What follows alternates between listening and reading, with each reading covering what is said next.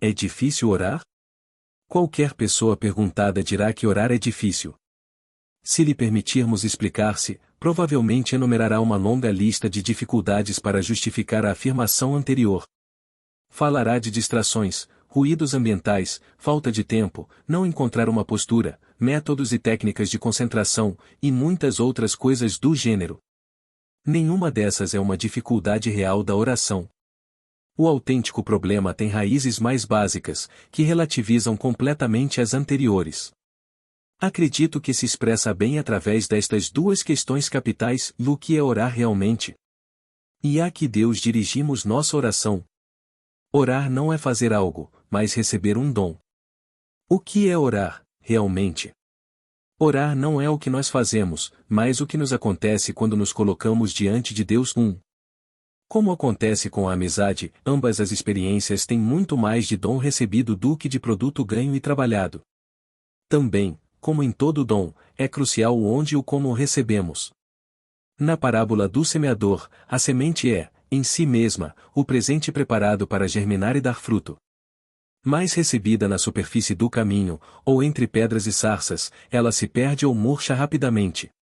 Somente na profundidade da boa terra ela frutifica, e muito. Então produz fruto, sem que o dono do campo saiba como. Smac 4, 3-8.26-29. A imagem da semente do campo, escolhida pelo próprio Jesus para falar da recepção do reino, expressa bem os termos da nossa colaboração ao receber seus presentes. De fato, quando a presença de Deus é recebida na superficialidade habitual de nossa existência, dura muito pouco. Quando é atendida como mais uma, entre muitas outras preocupações e angústias, logo é sufocada. Somente quando é recolhida em porões e no segredo e na consciência mais profunda de nossa personalidade, onde tudo parece fraco, mas tudo é verdadeiro, ela permanece e produz fruto. Orar é receber a presença de Deus no íntimo da pessoa, sem fachadas nem papéis a representar, onde o orgulho e a vaidade puderam ser realmente deixados de lado. Como expressou com graça Santa Teresa, para buscar a Deus não são necessárias asas, mas colocar-se em solidão e olhá-lo dentro de si. Encontrar a Deus nessa profundidade pessoal é o que nos constitui como orantes. Para descer aos porões, sustentar sua espera e manter o desejo de escutar a Deus, o crente utiliza diversos recursos vocais ou mentais, inclusive técnicas e métodos, aos quais chama orações ou rezas. Sua utilização nos torna rezadores, mas não é o mesmo ser rezador que orante. Por mais estranho que pareça, pode-se ser muito rezador e utilizar, no entanto, este comportamento como pretexto para renunciar a ser orante. Quando, contra o seu verdadeiro sentido, as rezas se erigem para o crente piedoso no absoluto da oração, e já não se busca o dom de ter a atitude interior mudada, mas o protagonismo único de um feito meritório que deve ser cumprido, nossas rezas acabam bloqueando a verdadeira oração. Jesus denunciou esse resultado nos fariseus repetindo-lhes palavras de Isaías: e este povo me honra com os lábios, mas seu coração está longe de mim, ou Is 29,13, ou Mac 7,6, e o aviso nunca parece perder a oportunidade. O rezador crê estar orando para que Deus o escute, mas o orante sabe que seu objetivo irrenunciável é o escutar o que Deus lhe está dizendo agora mesmo. Aquele crê estar fazendo esforço e méritos. Este se sabe basicamente presenteado e se limita a expressar sua profunda gratidão pelo presente. Os exercícios inacianos não prescrevem rezas, mas atitude orante. Não se vem a eles para rezar uns dias, mas para colocar a própria vida diante de Deus. Não é a mesma coisa. Boa parte das experiências chamadas o exercício só se malogram porque o exercitante crê que seu papel se limita a ouvir pregações e a rezar, mas não tenta nem deseja orar sua vida. O grande erro está em querer protagonizar a própria oração, em vez de aceitar o protagonismo benfeitor do Senhor nela. Orar diante do Deus doador, todo misericórdia.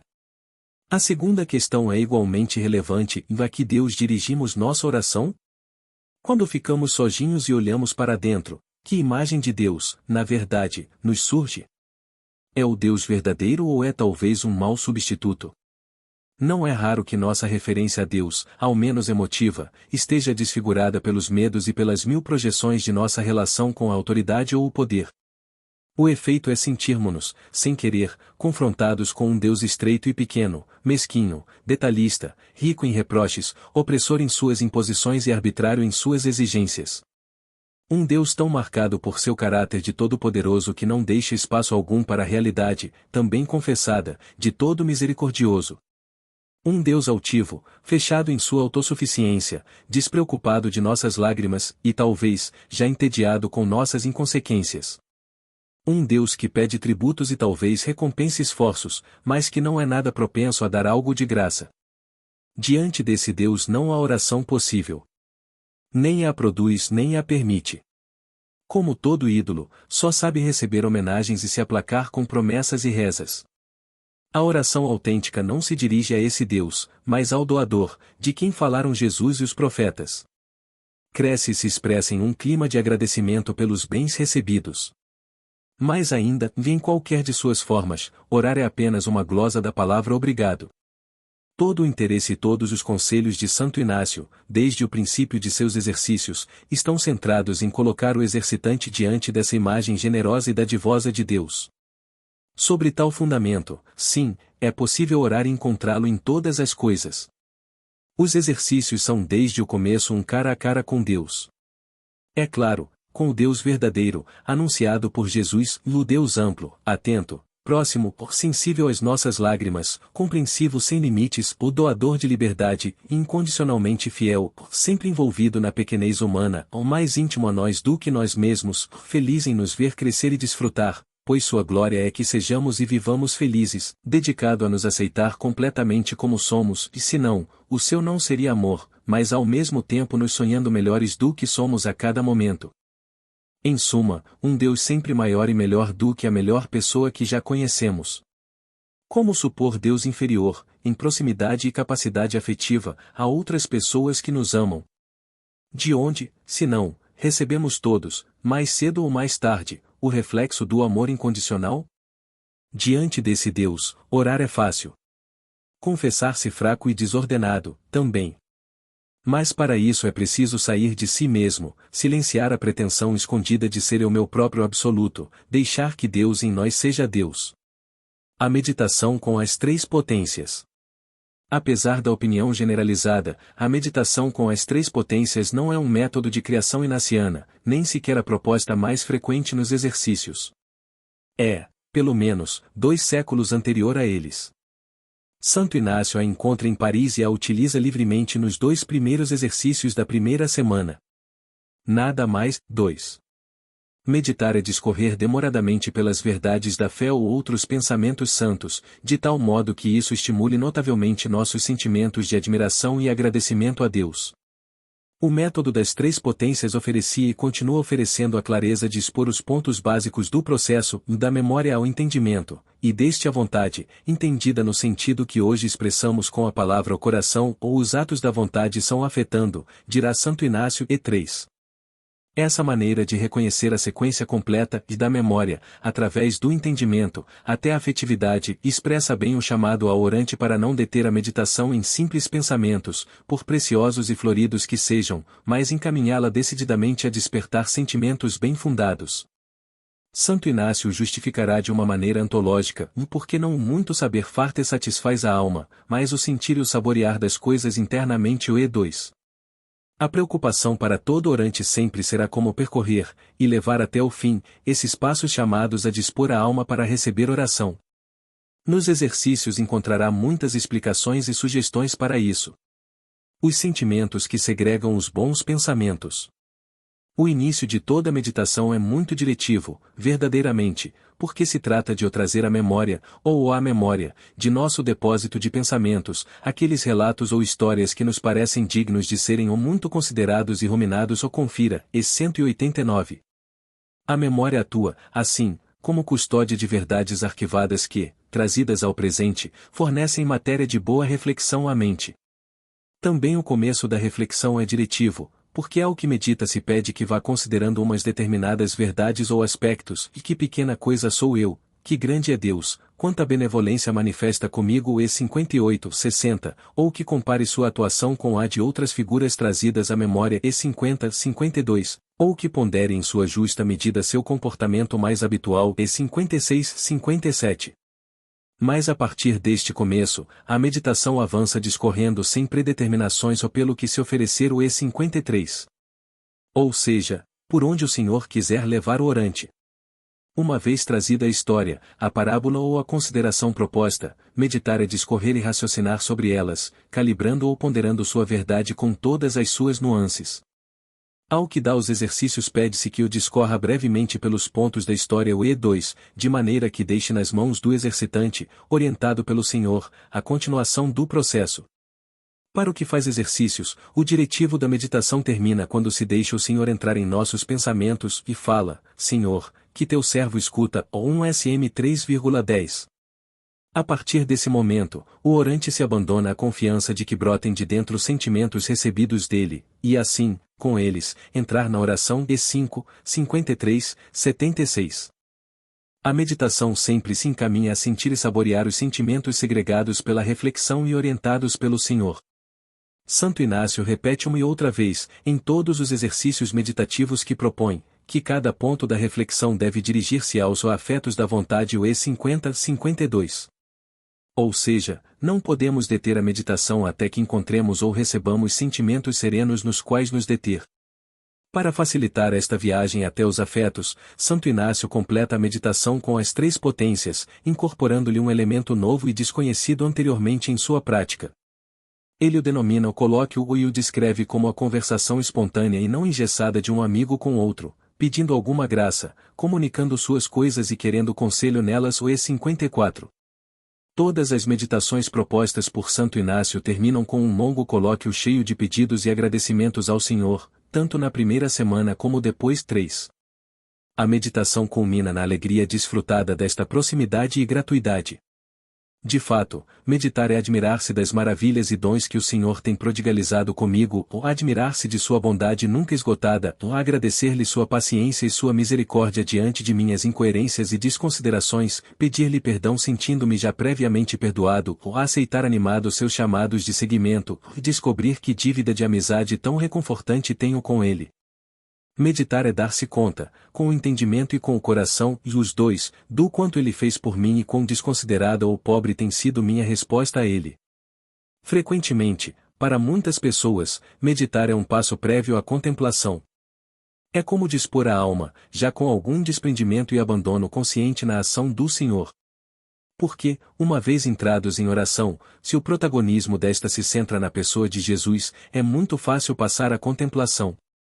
Em ambos os casos, meditação ou contemplação, trata-se de querer receber as graças que o Senhor quer nos dar. O fruto de toda oração sempre é visto como um presente surpreendente e gratuito dele. A contemplação de cenas evangélicas. A contemplação é o modo de oração preferido por Santo Inácio, o mais longamente explicado por ele e o mais reiteradamente proposto ao longo dos exercícios 4. Contemplar nos exercícios quer ser um olhar afetivo para Jesus, um deixar que nossos afetos, nossos sentimentos, e com eles, toda a nossa pessoa, sejam invadidos por ele.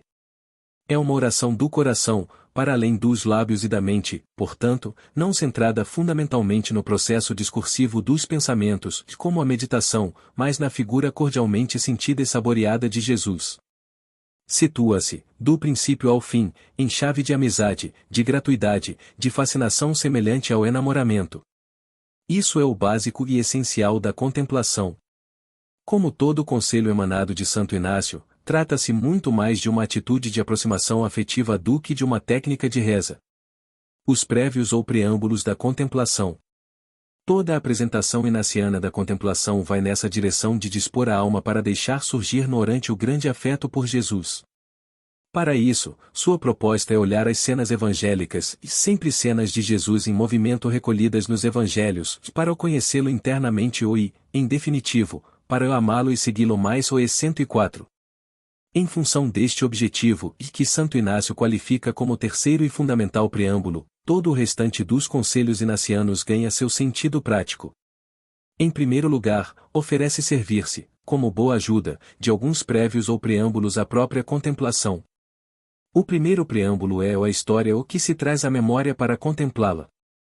Nos exercícios, a história das contemplações é proposta-nos o mistérios da vida de Cristo Nosso Senhor UE 261, 312, estruturados conforme os relatos dos 4 evangelhos, desde a anunciação de Nossa Senhora até a ascensão de Cristo Nosso Senhor, mas não literalmente cingida a eles. Os comentários devotos ou acréscimos de Santo Inácio nestes relatos deixam ver claramente que o texto evangélico é apenas a ocasião ou suporte para encontrar e contemplar diretamente a Jesus. De fato, as cenas evangélicas nunca são trazidas nos exercícios como obras históricas ou literárias, mas como boas transmissoras da fé. É seu sentido teológico que se torna matéria de contemplação, por obra e graça do Espírito Santo que ora em nós. O que se contempla é Jesus, acima de tudo. Por isso é acertado dizer que a contemplação nos evangeliza, ao nos permitir orar a Escritura como sacramento perene da revelação de Deus. 5.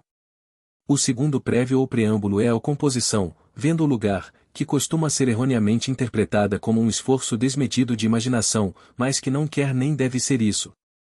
A cena imaginada é apenas um recurso inicial ao se aproximar desta forma de oração menos discursiva que a meditação e, portanto, mais necessitada de algum suporte sensível. Recorre-se à imaginação por sua capacidade evocadora de pessoas e situações queridas, mas sabendo que seu papel nunca é primordial nem básico para contemplar. O orante não deseja e nem precisa exigir tal coisa da imaginação e a reconstrução ou fabricação da cena, mas apenas que esta lhe facilite sua implicação afetiva nela. Sua função é eliminar imagens estranhas e despertar a atividade orientada dos sentidos. Como não se pede para construir uma cenografia, é mais um pano de fundo do que um desenho acabado, mais uma vista distante do que uma visão. Por isso, frequentemente, uma vez cumprida sua função inicial de ajudar na concentração na cena evangélica escolhida, o imaginado desaparece em grande parte do processo contemplativo. É evidente que não era imprescindível, mas apenas um preâmbulo. É bom lembrar que o recurso de Santo Inácio à imaginação nas cenas evangélicas é tirado da devotio moderna que ele conheceu e o fascinou, e durante sua convalescença em Loyola, lendo a Vita Christi de Ludolfo da Saxonia. O conselho que ali encontrou no prólogo dessa vida de Jesus, e fazer-se presente a todas as coisas que o próprio Senhor fez e disse, ou ele o incorporou depois à sua proposta contemplativa, animando a olhar as cenas ou como se presente me achasse, com todo acatamento e reverência possível. O E 114. Santo Inácio tomou da espiritualidade franciscana medieval o objetivo de uma intensa aproximação afetiva a Jesus na contemplação. O proveito ou de contemplar. Nenhuma cena da vida de Jesus é alheia ou irrelevante para o contemplativo. O significado de todas as suas contemplações é apontado por Santo Inácio no conselho que repete ao final de todos os pontos com os quais trouxe a história, de refletir para tirar algum proveito de cada uma dessas coisas. O E 106, 108, 114, 116, etc. Refletir é deixar que a luz de um corpo se reflita em outro. A lua faz isso em relação ao sol. É evidente que Santo Inácio está pensando em expor-se como um espelho à luz que brota do Espírito, assim como Moisés o refletia a glória de Deus ao descer do Sinai. 2 Cor 3,18. Repetido por ele sempre e somente ao final das contemplações, o requisito de o refletir em mim mesmo está claramente dirigido a transpor para nosso interior o que se contempla, a deixar-se impregnar a cabeça, o coração e as entranhas pelo mistério de Cristo contemplado. O fruto desse encontro com o Senhor nunca pode ser preciso, mas só pode ser bom. Não é casual, portanto, que Santo Inácio se refira a ele com um matiz deliberadamente indeterminado, de algum proveito, porque, diferentemente do que propõe na meditação, ele sabe que se deve entrar na contemplação sem pretender determinar previamente qual deve ser o proveito dela. O que o Senhor quiser. Essa atitude é congruente com o desenvolvimento da oração, porque sempre é fácil comprovar como, do silêncio extasiado do orante, a contemplação é, sobretudo, um diálogo aberto, no qual o espírito frequentemente termina falando do que o contemplativo menos esperava. Olhando para Jesus, os exercícios de contemplação desembocam frequentemente, seja qual for a cena contemplada, em uma experiência, sentida e saboreada, de amor e de confiança, de fascinação, de presente e de agradecimento. Mas, além disso, sempre há um proveito seguro no exercício da contemplação. Ao olhar e voltar a olhar o que Jesus carrega dentro, seus sentimentos mais profundos e permanentes, o que o caracteriza e é imprescindível intuir para conhecê-lo bem, de algum modo vai se desatando na alma o desejo crescente de conhecer internamente a Jesus, e não parar até adivinhar suas previsíveis reações em circunstâncias diferentes das que se relatam nos evangelhos. O que faria Jesus se estivesse hoje aqui, em meu lugar? As contemplações da vida de Jesus desembocam assim com toda normalidade no discernimento, como em seu desfecho esperado. Tornam-no possível e previsível. Ambos os elementos, contemplação e discernimento, condicionam-se e reclamam-se mutuamente. De fato, o exercitante contempla os mistérios da vida de Cristo para mais amá-lo e segui-lo. E 104 e, por sua vez, o discernimento se realiza, sempre e somente, juntamente contemplando a vida de Jesus. O E 135. Santo Inácio consegue unir indissoluvelmente a contemplação e o discernimento. Não devem ser separados nunca. Como sobre dois trilhos paralelos, discorre sabiamente sobre eles o processo orante dos exercícios e a própria espiritualidade inaciana. A repetição inaciana. Em um programa tão elaborado e preciso como o que propõe Santo Inácio ao que faz os exercícios, a este não pode deixar de chamar a atenção a proposta reiterada de uma repetição dos exercícios anteriores. E, no entanto, o criador do método o propõe assim, com este nome, em cada uma das 4 semanas do processo, de tal modo que, em conjunto, a repetição ocupa quase a metade das propostas de oração dos exercícios completos. O que Santo Inácio está indicando com isso? 6. A repetição dos exercícios anteriores não significa para ele fazer o mesmo outra vez, nem sequer simplesmente tentar novamente tirar água do mesmo poço, mas deter-se propositalmente ali onde um exame sobre o exercício anterior lhe revela a passagem de um sentimento profundo ou um maior gosto espiritual deveria ser descrito. Então, como um voltar a resituar o orante ali, e somente ali, onde já encontrou uma veia de sentimentos espirituais profundos. Um recurso para acentuar o afetivo. Por si mesma, repetir já é um recurso para dar mais espaço ao afetivo. Isso todo aquele que retorna a um lugar já conhecido, relê um livro, volta a saborear uma paisagem, reencontra uma pessoa conhecida ou rememora um álbum de acontecimentos. É fácil constatar que nos primeiros contatos com qualquer nova realidade domina a ideia, enquanto o sentimento é o dono e senhor das repetições e revisões. Do mesmo modo, na primeira consideração de uma verdade podem abundar as belas ideias, inclusive sem consequências práticas. Em contrapartida, na segunda e seguintes afloram finalmente os sentimentos profundos, que sempre são transformadores da vida. Por si só, este argumento já tornaria aconselhável ao exercitante fazer amplo uso da repetição que pretende ordenar sua vida. Mas a proposta deste modo de oração nos exercícios é ainda mais concreta. O que se propõe é retomar a oração ali onde já se sentiu algo, como resgatar esta parcela orada de tudo o que antes foi percorrido pelo entendimento ou pelos sentidos. Assim como as pepitas de ouro ficam como tesouro a guardar quando a peneira coa uma boa porção de terra, assim também Santo Inácio parece recomendar que não se perca nada do que pode transformar nossa vida. O conselho é especialmente válido para aqueles que parecem condicionados a uma forma de oração demasiado racional. Mas é igualmente conveniente para todos nos exercícios. O núcleo da oração são os afetos, os sentimentos profundos, de sentir a história o E2, e nenhum processo orante termina até chegar a eles. Como não fazer uso, para alcançar esse fim, de todos os meios ao nosso alcance?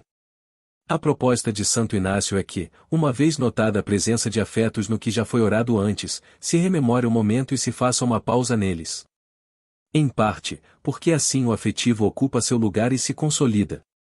E em parte, também, porque o exercitante deve perceber com reverência que está diante do presente mais notável do Senhor. Repetir inacianamente é voltar e voltar à fonte que sempre mana cheia de presentes, ainda que seja à noite. Não por ânsia de voltar ao mesmo lugar, mas por desejo de ir ao seu encontro. É ir além, para poder voltar mudado para cá, olhando agora as coisas de outra maneira. É o desvelamento deliberado e consciente de uma presença que se faz notar. Que é evidente o que estava ali, ainda que eu não o soubesse. Pode estranhar, em um primeiro momento, a afirmação inaciana de apresentar consolações e desolações como lugares indicativos, quase em pé de igualdade, da passagem de Deus pelo coração do exercitante. E 62. Na realidade, isso não é mais que um eco, perfeitamente coerente, do valor pedagógico que Santo Inácio reconhece à desolação em seus conselhos de discernimento. Também a desolação, de fato, fala de Deus, e sem ela não seria facilmente reconhecível sua ação permanente em nós. E 322. O que não impede que, inicial e normalmente, seja na consolação onde o exercitante possa encontrar primeiro a presença nova e reconfortante que o afeta. Forçar as coisas de outra maneira pode resultar, às vezes, contraproducente para quem busca como fazer a repetição do que foi orado antes. Um requisito indispensável para depois o fazer memória. Todos acabamos percebendo que só o que se ama ou se desfruta na vida se recorda bem depois e continua sendo o motor de nossos atos, mesmo quando ocorre uma mudança radical de circunstâncias. É tão certo que o amor e o gozo na vida estão inseparavelmente vinculados à lembrança, quanto comprovar que o desamor e o tédio arrastam inevitavelmente ao esquecimento. É uma grande verdade que de algum modo somos o que permitimos que ficasse gravado afetivamente com força em nossa memória. Mais cedo ou mais tarde, o afetivo sempre se torna efetivo. Inúmeras experiências humanas universalmente o confirmam. Assim também acontece em nossa relação com Deus. É importante arquivar profunda e gozosamente seus momentos de presença e as consolações, ou para poder depois fazer memória oportuna de sua passagem. Recordar o que vivemos com Ele, ou o que nos marcou positivamente e afetivamente em nossa vida, torna-se garantia de posterior seriedade e verdade. O bem arquivado sobre Deus na memória nos constitui como pessoas íntegras e coerentes, e é o que permite ver aparecer depois, e apesar de nossas fraquezas, e a fortaleza na prova e a constância em sua busca. É claro que esse proveito também se deriva das repetições que Santo Inácio recomenda. Quando interiorizamos os sentimentos e gostos espirituais, notados e sentidos em cada exercício de oração, facilitamos seu arquivo correto no íntimo da alma. Já ficam então definitivamente acessíveis, para poder depois fazer memória deles. Nenhuma outra operação poderia ser mais eficaz para o crente. Fazer memória é recordar os benefícios recebidos do Senhor uma e outra vez ao longo da vida, mas de um modo especial na noite que os torna obscurecidos e os faz mais opacos. É imitar Maria, a mãe de Jesus, não só em Nazaré, CLC 2, 19.51, mas também quando soube conservar a esperança no longo silêncio de Deus que preencheu o sábado santo. É poder dizer, como Paulo na noite, sei em quem tenho crido, o 2 Tim 1,12. Porque a lembrança de sua presença permanece firme. Fazer memória profunda dos benefícios recebidos ao longo de nossa vida constrói e torna possível a esperança na prova e mantém a confiança no doador, que antes se manifestou neles com tanta força e plenitude. Em suma, quando chega a noite ou o silêncio de Deus, ter feito memória do antes recebido é o que permite não desistir da confiança desencadeada e já consolidada por uma série de experiências inesquecíveis que o coração conserva. Mas fazer memória é também consolidar e guardar a todo momento a alegria e a paz que nos chegaram com a consolação. É permitir, para além das circunstâncias externas, que essa alegria invada e impulsione para fora, para a comunicação e o contágio a todos os próximos, porque sua operatividade continua ativa na alma quando nada de sua força real havia sido deixado perder. Então se torna plenamente eficaz a lembrança do tesouro escondido na memória, e o orante pode incorporar este novo agradecimento à sua longa relação de benefícios recebidos. Todos esses frutos, ao menos, Santo Inácio buscou para o exercitante ao propor-lhe com tanta insistência, diariamente, da primeira até a quarta semana, a repetição dos exercícios anteriores. Não pareceria muito lógico renunciar a ela, quando se descobre que tem o papel de reforçar e aproveitar melhor tudo o que foi recebido como presente na oração. Ou trazer os sentidos ou a oração. Santo Inácio também não desconhece a veleidade e instabilidade de muitos compromissos humanos quando dependem apenas da carga afetiva ou emotiva que a cada momento suportam. Mesmo reconhecendo que a afetividade é o suporte fundamental das decisões humanas, ela, por si só, não basta para assegurar sua consistência posterior. Sua firmeza se esvai quando, contra o sinceramente querido e desejado, outras resistências internas se opõem ou mesmo a contradizem. Só se ama e se deseja duradouramente o que conseguimos, além disso, que nos atrai e apeteça, e só se rejeita verdadeiramente o que chegou a ser-nos realmente aborrecível. 7.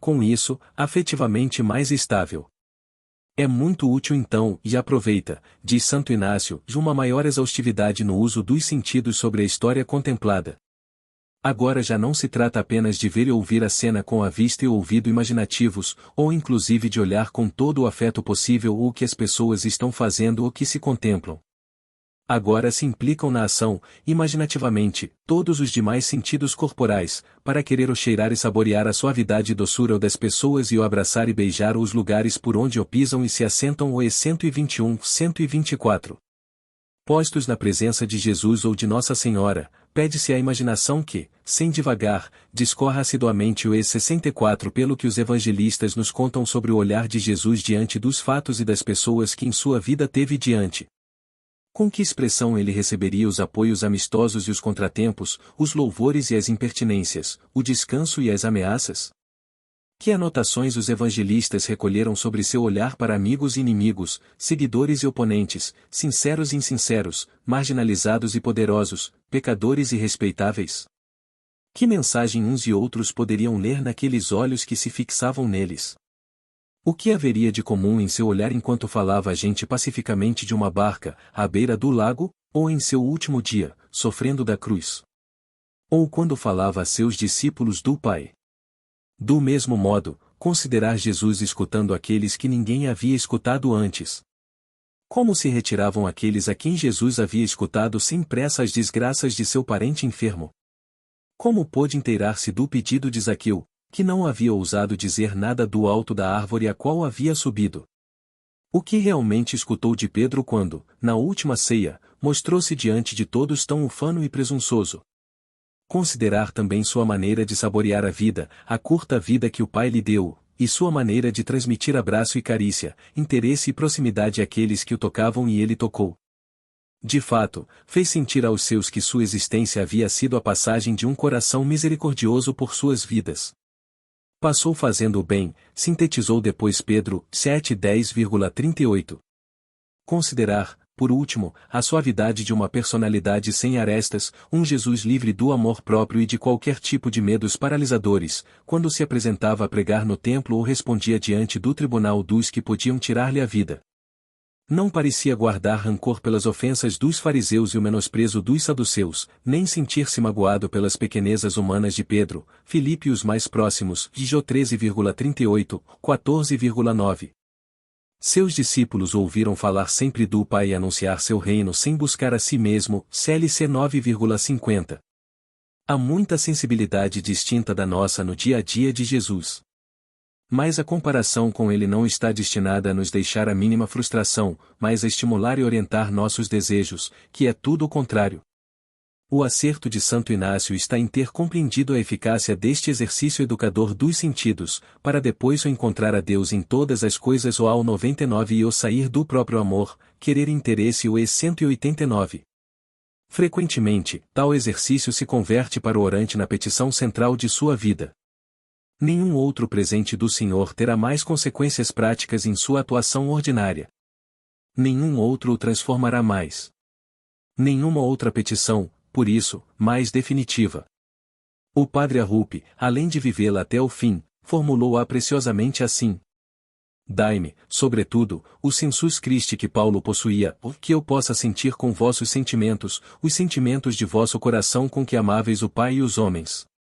Ensinai-me vosso modo de tratar com os discípulos, com os pecadores, com as crianças, com os fariseus, ou com Pilatos e Herodes. Comunicai-me a delicadeza com que tratastes vossos discípulos no lago de Tiberíades preparando-lhes de comer, ou quando lhes lavastes os pés. Que eu aprenda de vós, como fez Santo Inácio, vosso modo de comer e beber, como participáveis dos banquetes, como vos comportáveis quando tinhais fome e sede, quando sentíeis cansaço após as caminhadas apostólicas, quando tinhais que repousar e dar tempo ao sono. Ensinai-me a ser compassivo com os que sofrem, com os pobres, com os leprosos, com os cegos, com os paralíticos.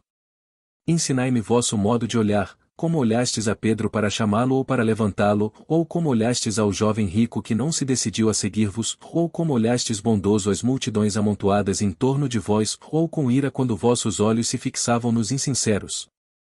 Fazei que aprendamos de vós nas coisas grandes e nas pequenas, seguindo o vosso exemplo de total entrega ao amor ao Pai e aos homens. Dai-nos essa graça, dai-nos o sensus Christi, que vivifique nossa vida,